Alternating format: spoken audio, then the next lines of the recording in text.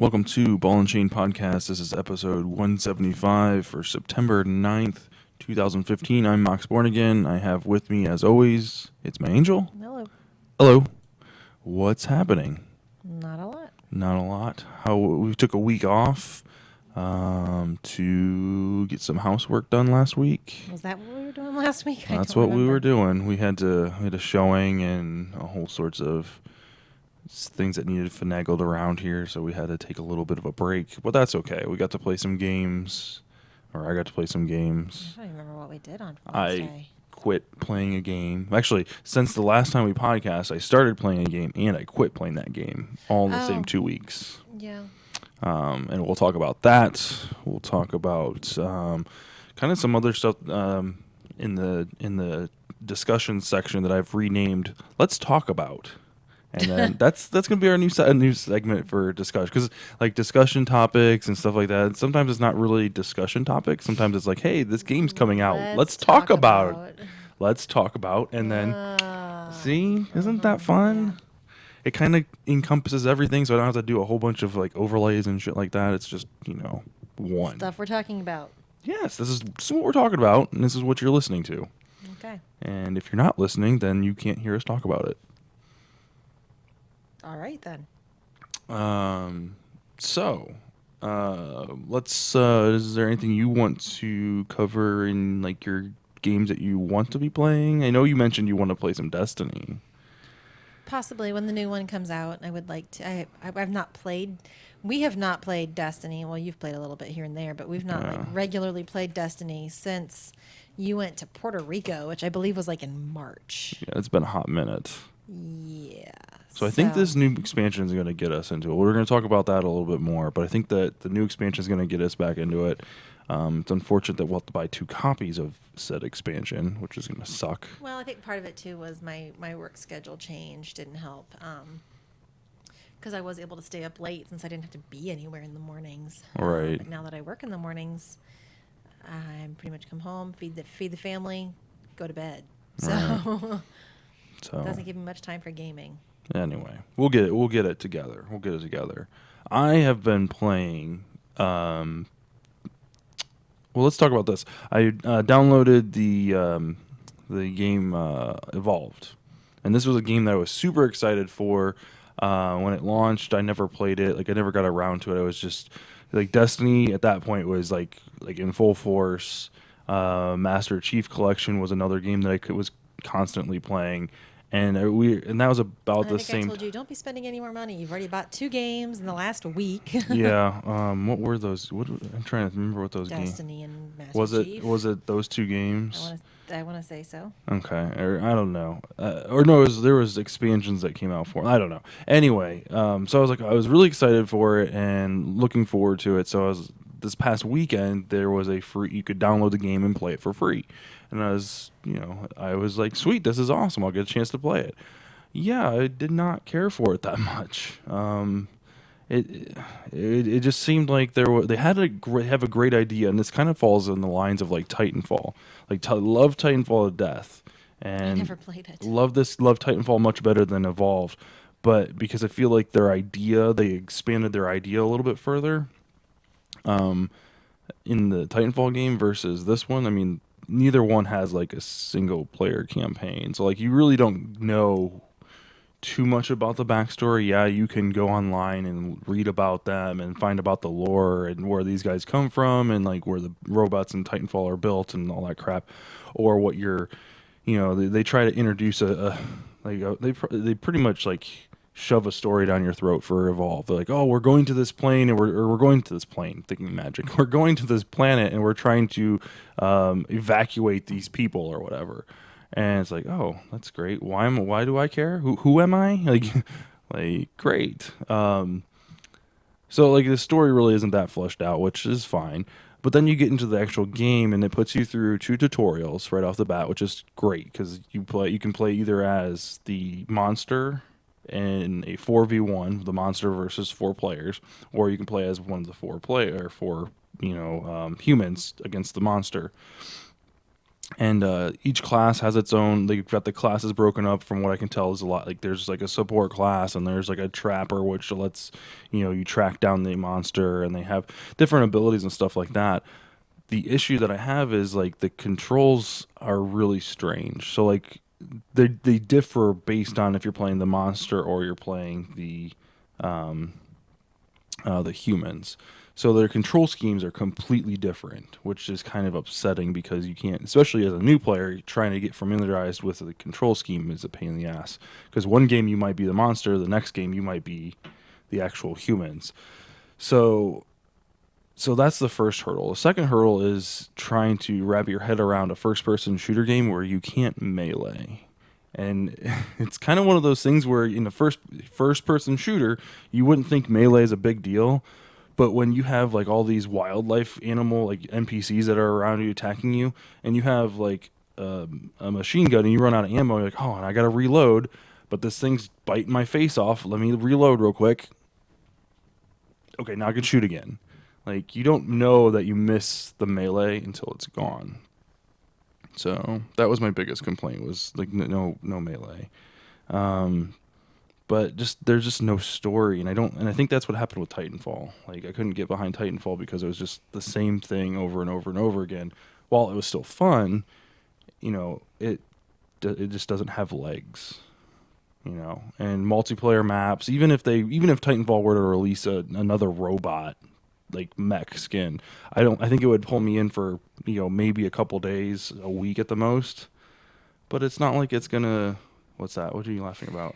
You said mech skin, right? Yeah. Okay, I thought you said a Mexican Yeah, robot. if it would pull in a Mexican robot, I would probably play for about a good 2 weeks. Sorry. Mexican robots would definitely bring me back. I mean, I feel like it would have to have like some type of story background, much more than the Atlantis. Like Bender. Bender's a Mexican robot. He's 40% Mexican. Right. I don't know. I'm just Bender Rodriguez. Exactly. Anyway, I'm sorry. I heard I know. Mexican, and I'm like, what? Mexican. Mech, like another mech. But still, no story doesn't give it legs, so. But yeah, this game I can't really get behind it. I just don't. It's just one of those things. So, let's see what else. Started and finished playing Fallout Shelter, which is a great game. It's a fun game. Until you there's a couple breaking points in the game where I think we both hit that wall and we're like, okay, we're done. Like I think you hit it a little bit early. I gave it a second shot. I hit that brick wall where everybody died. Well, I don't think your guys died. You guys didn't die. Yeah, I had some. Okay, so like, and I did. I had 2 vaults. okay, I did. So I did give it a second shot to try to. It just becomes so large, and you have so many people that are constantly wanting food. You're constantly having to go in there to farm it. I felt like I could never get away from it. I could get my happiness. I could get my people revived. I could do this, that, the other. Bring my happiness back up to 80, 90%. Everything would be peachy keen. I'd go to work, and I'd come home from work, and I'd check it, and it would be back to 7. And I felt like I was just having to constantly redo everything I did. Yeah, and I just don't have time to be constantly. Right. I've got real life to deal with. I don't have. Well, there's other games to play too besides sit there and tap on. Like, okay, doop, doop, doop, doop. But the game is really cool because of the way they take the spin of the special stats, the special stats, and they put their own spin on manage resources and stuff like that, and you can assign people to different rooms, and the bigger the room gets, the more people you can put on it and stuff like that. It's a fun game, but I hit that same wall. Like the first vault I built, I expanded way too early, so I stretched my my budget way too thin, and I had people all over the place, and it just wasn't working. So the second vault I built was a little bit more. I was a lot more conservative. Like I was banking on I had about upwards of 3-4 grand in the bank, and I would always have 2 guys out in the wastelands, farming stuff, and then I would basically level rooms up to the max level before I would build another one. So very capitalizing on every ounce of energy I possibly could. And then I got infested with rad roaches. And this is where the problem that I ran into was I couldn't get a set of armed guards with meaningful weapons, like not BB guns or something, like something that had like a sawed-off shotgun is an excellent Oh no! See, weapon. I had 30 some people in my vault, and all of them had heavy weapons and armor, and I still. Okay, so you got a little bit further as far as equipment goes, but like yeah, I had a few people that had guns, and I made sure every room had at least one gun. Now some of those rooms had BB guns, which sucked, and that's what if a fire broke out, I could handle a fire. That was easy. That never spread. But as soon as the rad roaches hit, I'm like, oh shit, here we go, and it's one of those things where okay, now I got to focus and pull in. Look at this person, and I got to remember where these people are because they're the ones that have the guns that can take control of this room. And before they can get to that room, what do you know? They spread to the up, the right, the left, and the bottom adjacent rooms. So now instead of two rad roaches, I've got two, four, six, eight rad roaches, basically devouring the rooms, to the, north, south, east, and west of them. And it's just one of those things where, well, now I'm screwed. So now I'm like racing to get everybody because basically the rad roaches would expand to the rooms to the edge, like wherever they would start, they would never go to the same room twice, is what I figured out. So you, move everybody to the outside rim of your vault. So I never had this issue. yeah, so this is what I figured out, and I survived a few infestations. So I would move everybody to the outside rooms of the vault, and then when they would get so far out that I could move everybody back to the center, no one would die. But the problem is once I got, I built my vault like 4 or 5 levels deep, and I got up to like I think 35 or 36 people. I was able to arm everybody and stuff like that. I was having, more and more and it was just be like, okay, I can't create enough SEM packs. I can't create enough, water to keep them hydrated, keep their radiation level down. And then like just one foul swoop, I was wiped out by rad roaches, which sounds pathetic, but Yeah, see, rad roaches never were that big of a problem for me. It was more when raiders came in, and it wasn't that I couldn't defend them. It was or fend them off. It was just that everyone's happiness was so low and their radiation poisoning was so high because of the lack of resources, the lack of water, and things like that that made that a problem. right. And like, so the Raiders I didn't have much of a problem with because I usually had like 3 to 4 guys. I always had someone at the front door. You could assign someone to the front door Oh, I don't inside think I your ever did. vault. So I had a alien ray gun or whatever that would deal. I think it was like 8 or 9 damage. That guy was always at the front door. And they give you enough time to where you can get people lined up or whatever. So I would assign, bring someone up to the main door who had a sawed-off shotgun, and then I would assign 2 Those guys were people. so much more difficult than rad roaches. See, I don't think so because there's usually only 2 to 3 of them. My rad roaches never got past one room. See, that's where, yeah, mine, I just was terrible with it. So, like, basically, when they would try to break the door down, I would have 2 people to the door, and then I would assign 2 people to the next room. And so, what would end up happening is the first room wouldn't kill them; they would just injure them. They would move to the second room. When they would go to move, I could set my guys that were on the actual gate or the vault door. I can move those to the third room because basically the way the raiders work is they just go like snake around your entire vault. When does the actual new Fallout come out? November, I think. So I mean, Great. it was a fun, like week and a half or week. What's up? Nothing. I'm just trying to get us moving on Oh, the okay. timeline. It was a fun game, So we Fallout haven't Shelter. If you started our let's talk about yet. It was a fun Fallout Shelter game or a fun game, Fallout Shelter. If Just you're a into little that too kind of thing, time-consuming. just a little time consuming for my taste. If you've got like an extra half hour every couple hours, you can, not even a half hour. I mean, like Eli was doing it for God's sakes, and he's 5, so he's like, oh, you need water, and he'd tap on the water.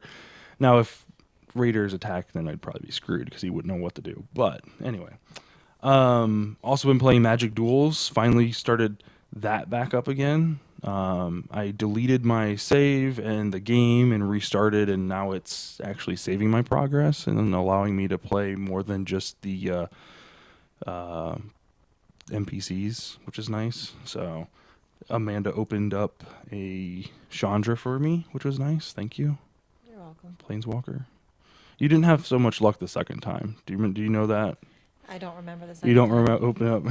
Well, see, I bumped you. I was like, "Hey, open this pack of cards," and you like didn't move. So I tried to use your elbow, and that didn't work. I think you kind of caught an idea of what I was trying to do. So then you lifted your hand up and put your hand on the controller, and you started like mashing everything. I'm like, "No, no, no, no!" And I grabbed your index finger, poked the red or the A button, and funny thing is, you didn't open another Planeswalker, but you did open up Chandra's parents.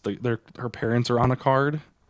Yeah. Chandra has parents? Yes, her Okay. parents are on a card. So you opened up Chandra's parents, Chandra, and then Chandra's parents, very next set or pack. So Okay.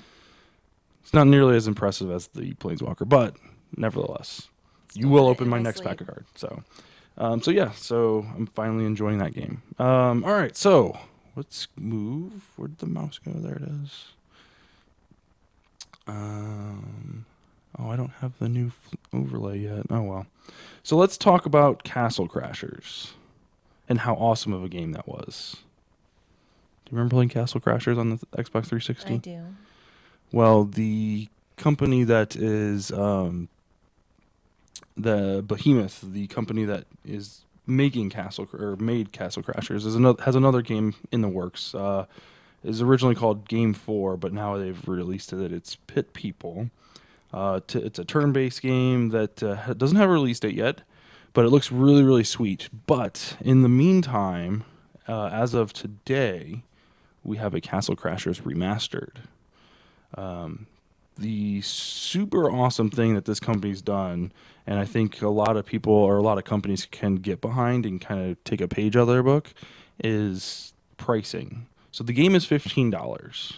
Like the remaster is $15. However, if you own the Xbox 360 version, you pay $5. Now, even better, if you own the 360 version, you can download the full game for free until September 20th.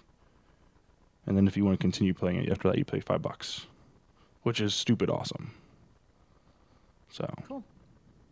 Updated textures. They got a new matchmaking system to help matchmake people a little bit easier and quicker. There's an additional mini game, stuff like that. So, I mean, as far as couch co-op, Castle Crashers did it right the first time, and it hasn't been replicated since. I mean, you enjoyed playing it, didn't you? Mm-hmm. Okay. It's been a long time.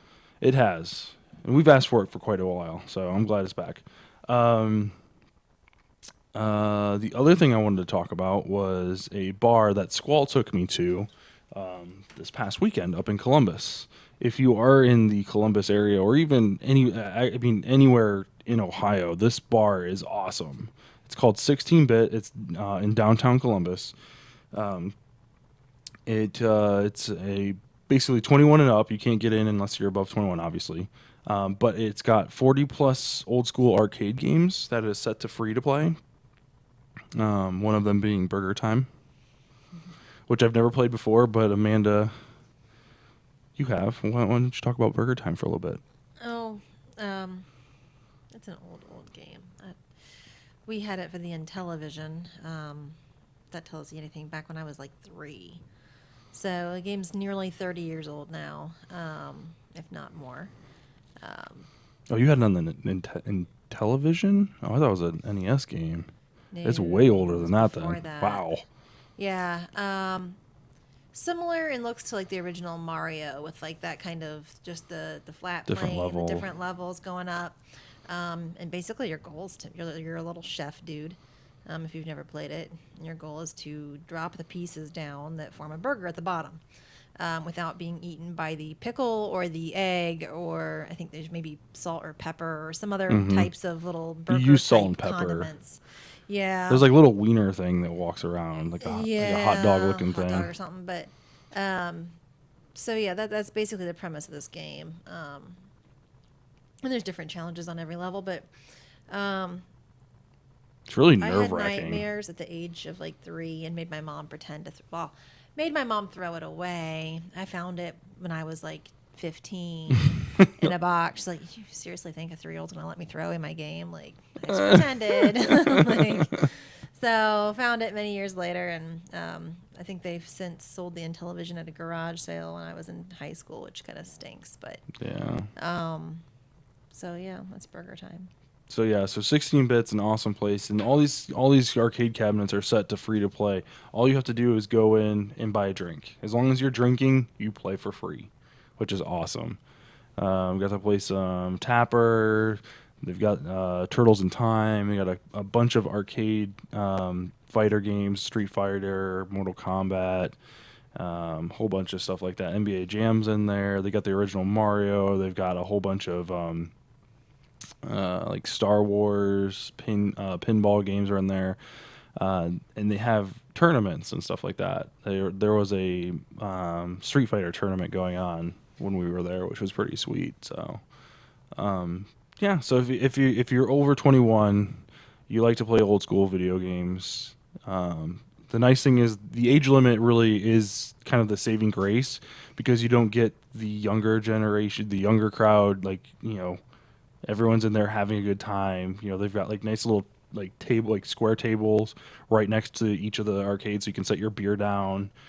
It's a great environment. Like if I lived closer, I could see myself going there like on a Friday afternoon, like Friday night, and every night, and just going and having a good time. Spending lots of money out drinking. I spent $8 for 2 hours of fun, and I had one beer.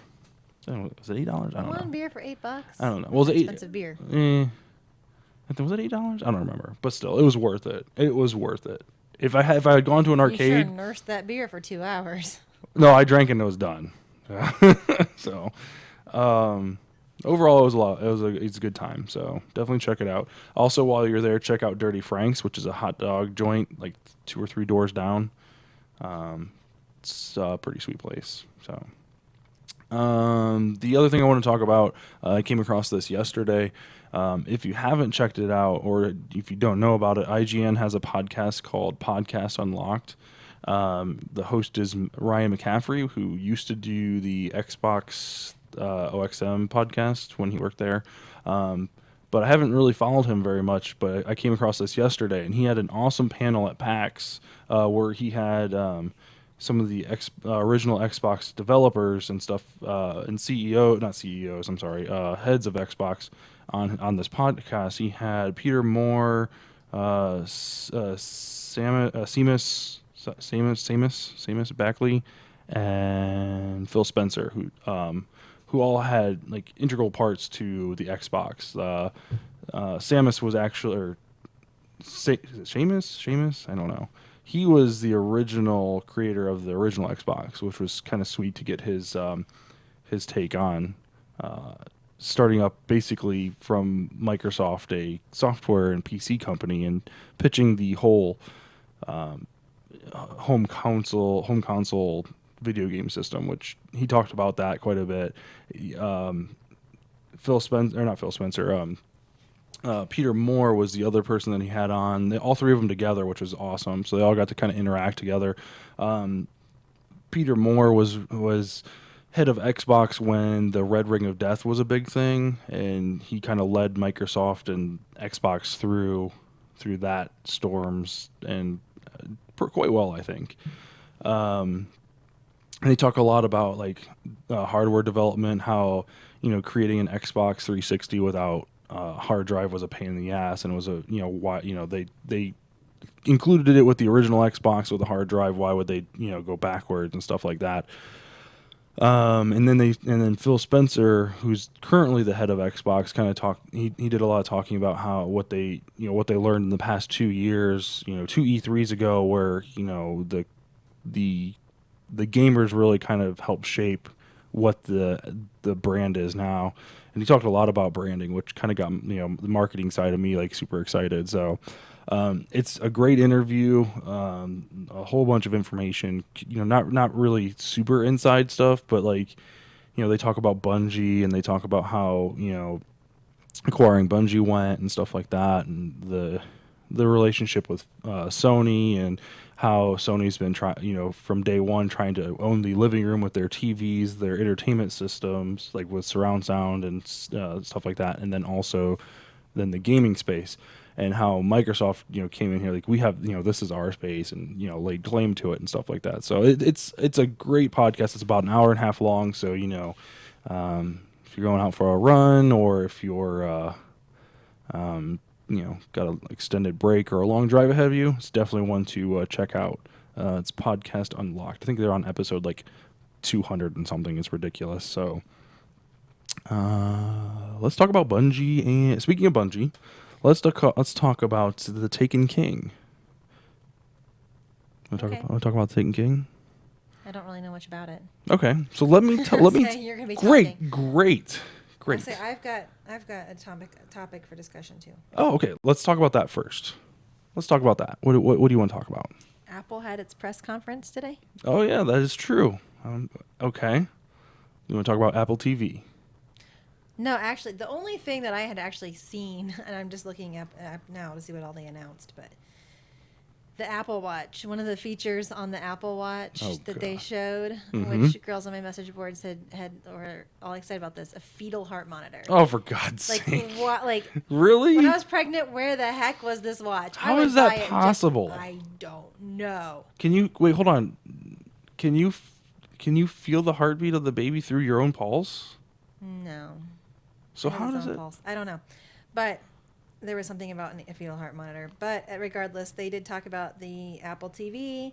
They announced Apple iPhone 6S, along with some of their features. No longer having to hold the home button. Just say, "Hey Siri," and it will. Really? So it's got to, in a way, always be listening to you, I'm assuming. It's kind of like the Xbox. Yeah. A new iPad that is similar to the Surface Pro. Okay. With a larger screen. And it's come with a keyboard? It doesn't come with it, but does it have one? That's interesting. It does have a keyboard. They were always very anti, extra. I think so. Yeah, with the iPad Pro also comes a smart keyboard accessory that attaches to the tablet magnetically. Yeah. So very similar to the Surface.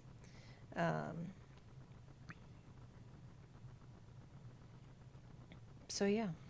The one thing they were speculating yesterday or the day before the podcast I was listening to, they were talking about Apple TV and how they were looking at invading the game space and how they're going to approach that. I didn't get a chance to watch any of it, so I don't know anything about it other than I really don't want to play Angry Birds on my TV. Well, Xbox has a version of Angry Birds. Right. That's not why people are buying an Xbox, but the Apple TV basically now is going to be equipped with Siri. Mm-hmm. So you can that's talk to your TV and do things like that, which is, you can talk to your Xbox. Right. But yeah, it's gonna have Siri. Does it say it's coming with a controller? It has a controller that has Really? a touch capability to it, so it's got like a touchpad. Okay. So kind of like the Wii. Wii's got a touchpad on its tablet thing. Yeah. You can see the picture of it. It's kind of up on the top. This touch okay. surface. And then more applications for it, which there's existing companies. There were apps for the DirecTV box and things like that. Like weather widget type things. I'm not sure. I haven't read enough into it to see exactly what. We could talk more about it next week, but yeah, that is kind of neat. I'm interested to see it. I know your mom and Doug have an Apple TV, and I don't know how much they use it. But right now, it seems like all it's good for is doing like Netflix streaming, music streaming. If you buy your music on iTunes. Yeah. Oh, that's cool. That's really neat. But anyway, that was my discussion topic. The one thing that I'd be interested in is, and I don't even have an iPhone, so I don't know why it would be interesting to me. It might actually, to tell you the truth, it might give me a reason to buy an iPhone. Would be cross-platform play. So like if you've got a game and you're playing your game and you come home and you want to put it on the big screen, can you do that? Can you Well, I mean, save and open in a way it? that what is that? What's the thing your parents have? That's the little USB chip. Oh, it's not the Fire, it's the Chromecast. But there were little games that you could kind of download on your phone and play with Right, that. I mean, not that yeah. it really used a whole, not that they were like graphically exciting or anything, but it does say here though that with the Apple TV comes the new operating system called tvOS, Okay. which is allowing third-party developers to create apps specifically for the TV. So far, they've got the developers lined up: Netflix, HBO, Hulu, which you kind of would expect Right. those, Activision, Harmonix, Gilt, Zillow, and Airbnb. So Harmonix? Harmonix and Activision. Okay. I'm Which is kind interested of to see what interesting. Activision does with it. I don't really care so much about Rock Band and Harmonix. Their app games usually weren't that great because let's be honest, like Harmonix A doesn't beautiful rose gold. I love it. Not that you can ever see the color of my phone because it's in a case, but I love it. right.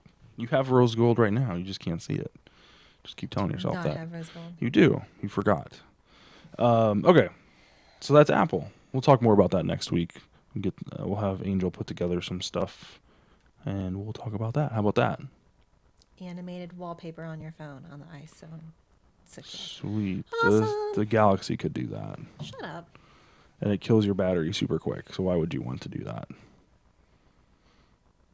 Stop dogging on my iPhone. Okay, that's why you should get a Android. No, thank you. Anyway, so back to Bungie and Destiny. So the Taken King releases next week, but Bungie released today the patch update for the world of Destiny and basically getting everything ready.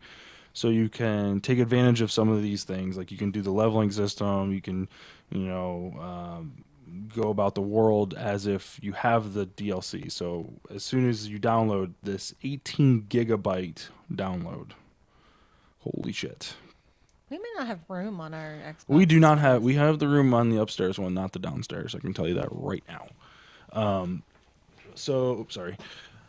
So the one thing I wanted to talk about that sounds super awesome, I'm totally stoked for, is you got the game takes place, or the expansion takes place on this thing called the Dreadnought, which is Oryx's like ship thing or something. It's like I don't know if it's a planet or a ship or whatever, but it takes place on this thing called Dreadnought, and you land on the Dreadnought, and it's just like a whole nother. It's like when you would land on Earth and go travel Earth, and you've got like the shipyard, the moth yards, the different sections of the Earth. This is like that. There are different sections, like a whole nother planet type of thing. What's this? Oh, the Dreadnought is a ship. It's a boat. Yeah, that's why I thought it sounded familiar. Oh, well, this is not a boat. This is I think it's a Well, ship. but it's probably calling it off of Right. that. I mean, Yeah.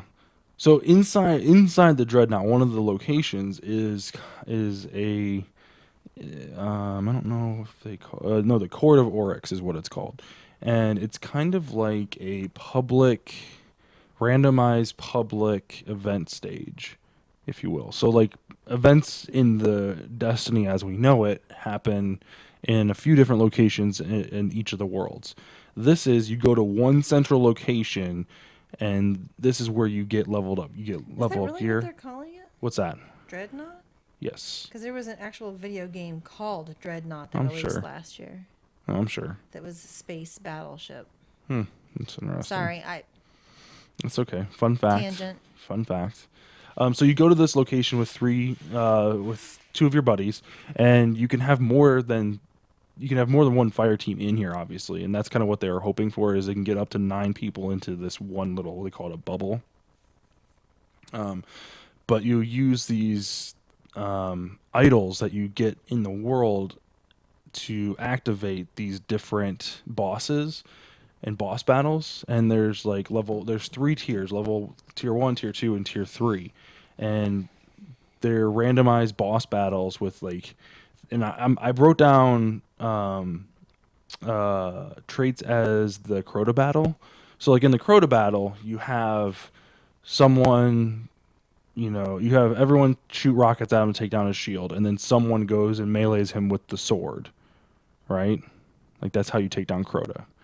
And then he's got a couple. He spawns the ogres, right? Ogres is part of that, and then isn't there something else where you gotta like run inside or something? Or no, when someone dies, the oversoul spawns, stuff like that. So there's kind of like different tells to what's going on, and different like puzzles within this.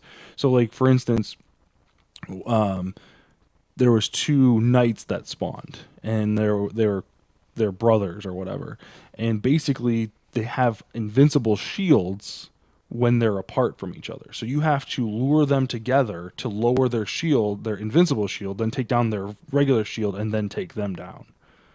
So like there's like just these little game mechanics within these boss battles. Well, I mean, kind of like when you had to run across the light bridge. Before you even got to the area where Crota is, you could either there were cheats to get around it, but if you did it the right way, you had to have the two people standing on the plates, and then the one in the middle plate to make the light bridge, and have someone run across. And Yep. I mean, different. Yep. It was kind of puzzly at the same time. Right. So this is the same way, and there's a whole bunch of different options. They say you'll never play the you'll never play the same one twice in a row. The second tier puts two of the first tier guys together at the same time. So like so it gets pretty chaotic. But it's a good way to level up gear. And since the Taken King is going to do away with the leveling system of the light level, not do it away with it, but your experience is going to be what builds your level overall. This is going to be a great way to meet new friends to play with. This is going to be a great way to earn experience, and not have to worry about having a team of 6. These guys were doing it with a team of 3, which is awesome. So it's kind of like that middle tier. And they said it's, this is the jump between Nightfall and Raid. So like everyone says, well, once you do the Nightfall, then you got to find a team of 6 to do the Raid. And there was like a big drop off of people completing the Nightfall, but they aren't doing the Raid. So this is a way to kind of get that stepping stone, and in hopes that when you're doing this Dreadnought Court of Oryx, you'll come across another group of 3 or pick up another group of 1 or whatever while you're playing, and say, hey, why don't we do a raid? So it's a great idea. I thought it was a really good idea. Partly in the fact that like when you go to like public events now, like it's just all it is people just trying to get the experience, the actual drops, and then they leave. Like there's no like camaraderie. There's no, hey, let's join up or anything. That has never happened. So I don't know. They showed off a sword, an equipable sword that you'll get from quest. It's a quest item that you pick up. There's a whole bunch of them. The one that they showed off was an exotic, which is super awesome. Had its own like tree and stuff like that, so you can level it up. So 18 gigs of space though. That's ridiculous. So that kind of brings us into our top 5. And since Destiny has gotten so big on my hard drive, I wanted to make our top 5. If you could only play one game on a console forever, what game would it be? Top 5. That's not the way I took your console. Oh, okay. That's not the way I took your question. Okay, so what's the question? Well, you said 5 games you would own a single console for. So I took that to be like, what if you didn't own a Super Nintendo, if you didn't own a PlayStation, what game would make you buy that? Right, well, the same thing. But that doesn't mean I would only play that game forever. That's just like, right, yeah. If I only had the money to buy one game for that console, what game would I buy? Okay, that's the same thing. Roughly, okay. It's the same thing. Okay. So I take them differently. So number 5, I put the Super Nintendo for the Legend of Zelda: Link to the Past. This game is super fun. One of the only Zeldas that it doesn't give you any replay value, but it's long enough to where you can enjoy it for an extended amount of time and then come back to it and play it again and, a year later or so and have a good time. I mean, it's just one of those games that super fun. What about you? Okay, so you want to go next? Well, the numbers, the games. If it was a game I would play forever, this would totally change Okay. what I said. Okay. But we put number 4, Rock Band. We still own the original, all the instruments we originally bought. We've played it, I don't know how many hours, and it's a good game to have around for when you have a party. Yeah. It's one of those things you could see having a Rock Band system set up. Number 3, Mario Kart, just because it's fun multiplayer I would have to capabilities. go with 64, though. Mario Kart 64 specifically. I would probably go 64 as well. I think that would be the one. Super Nintendo only had 2-player, and 64 had 4-player. And yeah, so I think that's... Plus it had the balloon game, like when you had the balloon battle mode. That was a lot of fun. Tons of replay value there. Okay. Number 2? Or do you want me to do number 2 and you do That's no? fine. Okay, so number 2, I put Halo 3. I was kind of on the bridge between Halo 2 because it was a fun game and Halo 3, but Halo 3 has Forge, so that kind of gives it a, you could spend countless hours wasting time. Okay, you want to do number 1? Number 1, okay, and this is where my countdown gets a little different. Because my number 1 was Uncharted. I love Uncharted. I love the Uncharted series. The games are really fun. I wouldn't want to play them over and over and over, but I would buy a PS4 or a PS3 just for an Uncharted series game. So if you're talking, would you own a console just for this game? Yes, I would. If you're saying, is this a game that you want to play forever and ever and ever and just keep playing? Not necessarily. I guess that's not. I guess I'm leaning to more what your interpretation was. So, would you own a console for? If you had to own one console, which game would you own for that console? And that would be Uncharted. I suppose, if that's what you're saying. Yes. We are saying the same thing. We are saying we're the just same. wording it differently. We are saying the same thing. I'm trying to think. If you were going to state, I don't know. I would probably go with an RPG though. There's some. I was as we were sitting here playing, there's some really underrated RPGs out there that I could see myself now. I I would like to hook up the PlayStation and replay, like Dark Cloud 2. That was a fun game. You never Phantasy played Star it? Online would probably be mine for the Ooh, Dreamcast. That was a good one too. So yeah, there's a lot out there. But anyhow, these are the 5 we came up with in our little 2 minutes. I don't know. Did you need online access for Phantasy Star Online? You did? That sucks. So you probably can't play that game anymore. Probably not. Damn. I don't know. Well, I don't know if you had to have it. I mean, that's Phantasy Star Online. I mean, that was the big thing, that you could get on there and talk to other people. But right. I don't know if it was like required. Make or break. Right. I have to look that up. Because we got the GameCube, or not the GameCube, the Dreamcast out. So, anyway. So is there anything else you want to talk about before we close that show? Not that I can think of. So we already topicked most everything. Sweet.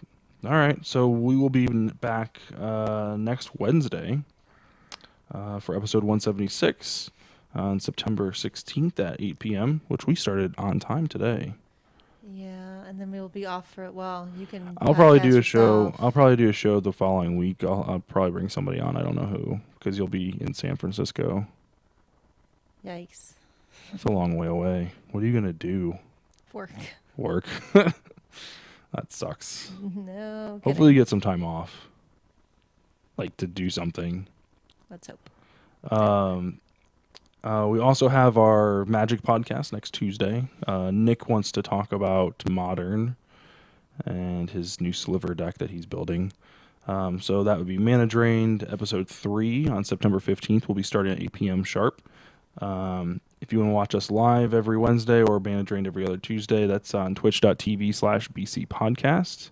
Or you can swing over to our YouTube channel, youtube.com/72DPI online, to check out our library of our, I guess it's not really a library. It's our, what would you call that? Of all of our videos, our archive. There we go. That's what I was looking for. Our archive of all our most recent podcasts. I had to do a little house cleaning with our YouTube page and get it kind of straightened out and everything like that. And in doing so, I deleted some videos just because they were old, and we got a new camera, so we want to make sure we put our best stuff up front. So anyway, yeah, so that's episode 175. Thanks for watching, guys, and we'll see you back here next Wednesday.